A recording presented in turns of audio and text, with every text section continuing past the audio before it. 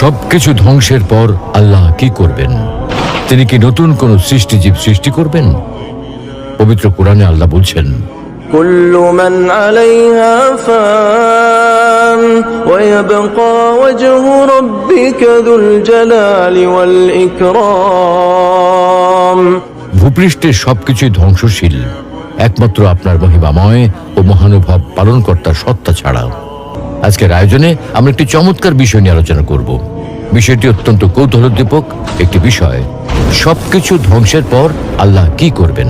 প্রিয় দর্শক, ভিডিওর শুরুতে সূরা আর রহমানের যে আয়াতে কারিমাটি তেলাওয়াত করা হয়েছে তাতে বোঝা যায় কিয়ামতের দিন আল্লাহ রাব্বুল আলামিনের পবিত্র সত্তা ব্যতীত সবকিছু ধ্বংস হয়ে যাবে। এই পৃথিবীর কোনো কিছুই আর অবশিষ্ট থাকবে না, কোনো সৃষ্ট জীবী আর বেঁচে থাকবে না। তাই স্বাভাবিকভাবেই কৌতূহলী মনে প্রশ্ন জাগে, সৃষ্টি জীবকে ঘিরেই যেহেতু স্রষ্টার সব কাজ, তাহলে যখন সৃষ্টি জীবরা আর থাকবে না, স্রষ্টা নিজে তখন কি করবেন? যে মানুষকে শুধুমাত্র তার ইবাদতের জন্য বানানো হয়েছে, সেই মানুষেরা যখন ধ্বংস হয়ে যাবে তখন তো তার ইবাদত করার মতো কেউ থাকবে না। তাহলে মানুষের স্রষ্টা আল্লাহ এখন কি করবেন? তিনি কি ইবাদতের জন্য নতুন কোনো জাতি সৃষ্টি করবেন?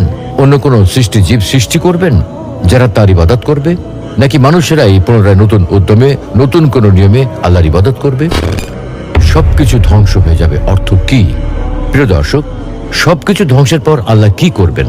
এই প্রশ্নের উত্তর জানার আগে একটা বিষয়ে নিশ্চিত হওয়া প্রয়োজন যে সূরা আর রহমানের ২৬ নম্বর আয়াতে যে বলা হলো সবকিছু ধ্বংসশীল, এর প্রকৃত অর্থ কি?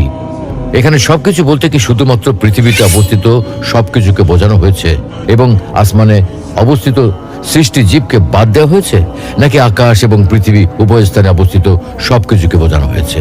কোন কোন মুফাসসির বলেন সূরা আর রহমানের ২৬ নম্বর আয়াতে বর্ণিত সবকিছু ধ্বংসশীল বলতে শুধুমাত্র পৃথিবীতে অবস্থিত সবকিছুকে বোঝানো হয়েছে, আসমানে অবস্থিত সৃষ্টি জীবকে বোঝানো হয়নি।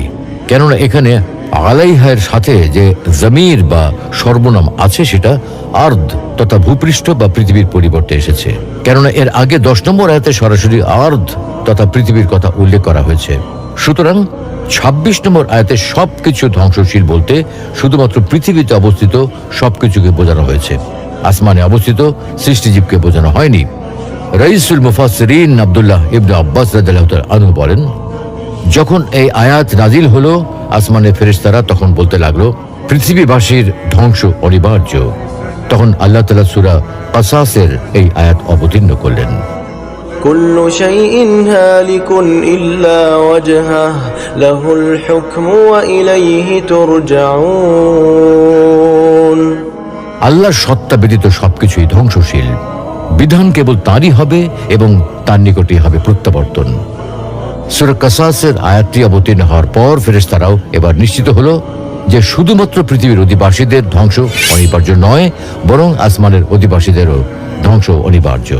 প্রখ্যাত তাবেঈ মুকাতিল রহমতুল্লাহি আলাইহি বলেন, ধ্বংসশীল হওয়ার দিক থেকে আসমান এবং জমিন উভয় জগতের সৃষ্টিজীবী সমান সমান। মৃত্যুর মাধ্যমে উভয় জগতের অধিবাসীরাই একদিন ধ্বংস হয়ে যাবে। সবকিছু কিভাবে ধ্বংস হবে? প্রিয় দর্শক, এতক্ষণের আলোচনায় একদিন আসমান এবং জমিন উভয় জগতের সবকিছু ধ্বংস হয়ে যাওয়ার যে বিষয়টি নিয়ে আলোচনা করা হলো, একে এক কথায় বলা হয় কিয়ামত। কিয়ামত এমনই এক নিশ্চিত ও ভয়াবহ সত্য যা সম্পর্কে পবিত্র কোরআনুল কারিমে ৩৮৯টি আয়াত রয়েছে। সম্ভবত কোরআনুল কারিমে অন্য কোনো একক বিষয় সম্পর্কে এত বেশি আয়াতে আলোচনা করা হয়নি। পৃথিবী একদিন ধ্বংস হবে। পবিত্র কোরআনের বহু আয়াতে পৃথিবী ধ্বংসের বিবরণ দেওয়া হয়েছে। আসমান এবং জমিনও একদিন ধ্বংস হয়ে যাবে। এটা মহান আল্লাহরই অমোঘ বিধান। কিয়ামতের নির্দিষ্ট সময় ঘনিয়ে এলে ইসরাফিল আলাইহিস সালাম সিংহায় ফুৎকার দেবেন। ফুৎকার দেওয়া মাত্রই ধ্বংস হবে সবকিছু, থাকবে শুধু মহান আল্লাহর সত্তা। পৃথিবী ধ্বংসের সময় সবকিছু ঘন কালো অন্ধকারে ছেয়ে যাবে। আসমান, জমিন, পাহাড় পর্বত সব ভেঙে খান খান হয়ে যাবে। বিশাল আকার পাহাড় পর্বতও সে সময় হয়ে যাবে ধুনিত তুলার মতো।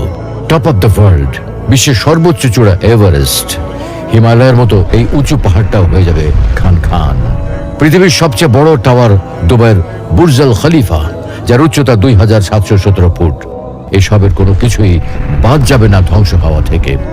ক্রমাগত ভূমিকম্প হতে থাকবে, যা পুরো বিশ্বকে চুরমার করে দেবে। পৃথিবীর সঙ্গে সঙ্গে 7 আসমানও ধ্বংস হয়ে যাবে।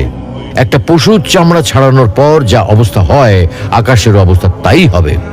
যখন আকাশের আবরণ অপসারিত হবে, যেদিন আকাশ বিদীর্ণ হবে, তখন সেটি রক্তবর্ণে রঞ্জিত চামড়ার মতো হয়ে যাবে। সেদিন আকাশ হবে গলিত তামার মতো। অথচ এত সব বস্তু ধ্বংস করতে খুব একটা সময় লাগবে না, চোখের পলকেই শেষ হয়ে যাবে সব কিছু।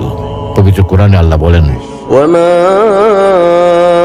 أمر الساعة إلا كلمح البصر أو هو أقرب إن الله على كل شيء قدير।